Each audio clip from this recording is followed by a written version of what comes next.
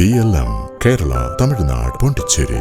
വഖഫ് നിയമന വിവാദത്തിൽ ഇടതു സർക്കാരിനെതിരെ വിമർശനവുമായി മുസ്ലിം ലീഗ്. ചന്ദ്രികാ ദിനപത്രത്തിൽ വിശദീകരണ ലേഖനവുമായി ലീഗ് ജനറൽ സെക്രട്ടറി PMA സലാം രംഗത്തെത്തി. വഖഫിൽ കേന്ദ്രത്തിന് പരവതാനി വിരിച്ചത് ഇടതു സർക്കാരാണ് എന്നതാണ് സലാമിന്റെ ആരോപണം. വിഷയത്തിൽ പിണറായി വിജയൻ പറയുന്നത് വസ്തുതാവിരുദ്ധമാണെന്നും വിമർശിക്കുന്നുണ്ട്.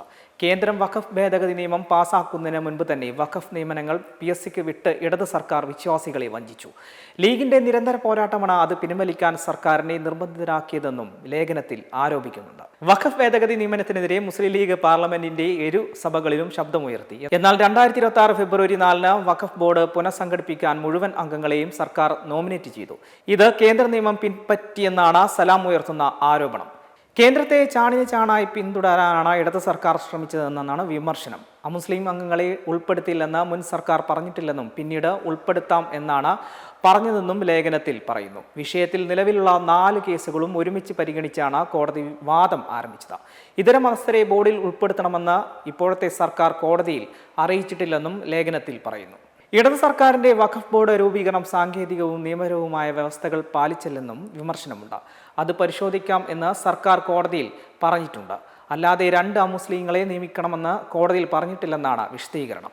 നിലവിലുള്ള 4 ഹർജികളും തള്ളിക്കളയണമെന്നാണ് അഡ്വക്കേറ്റ് ജനറൽ കോടതിയിൽ ആവശ്യപ്പെട്ടത്.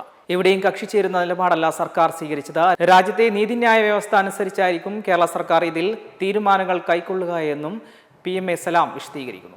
ഇടത് സർക്കാർ നിയമിച്ച ഒരു മുസ്ലിം അംഗം 2 അമുസ്ലിങ്ങളെ നിയമിച്ച് സാങ്കേതികത്വം അവസാനിപ്പിക്കുന്നതിന് നിലവിലുള്ള ബോർഡിന് പ്രവർത്തിക്കാൻ അനുമതി നൽകണമെന്നും കോടതിയിൽ നിലപാടെടുത്തത് ഇടത് കാപട്യത്തിന്റെ സൂചനയാണെന്നും ആരോപണമുണ്ട്. മതപണ്ഡിതരുമായും നിയമവിദഗ്ധരുമായി കൂടിയാലോചിച്ച് ഉചിതമായ നടപടി സ്വീകരിക്കുക തന്നെ ചെയ്യും. അതിനിടയിൽ കുളം കലക്കി മീൻ പിടിക്കണമെന്ന പ്രതിപക്ഷ നേതാവിന്റെ മോഹം വെറും വ്യാമോഹമാണെന്നും വിമർശനം ഉന്നയിക്കുന്നതാണ് ലേഖനം.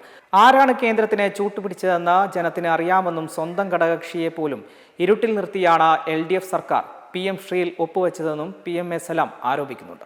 മെമ്പർമാരുടെ നിക്ഷേപങ്ങൾക്ക് ഉയർന്ന ലാഭവിഹിതം നൽകുന്ന കേന്ദ്ര സർക്കാർ സഹകരണ registered society Bharat Lajna multi state housing cooperative society limited.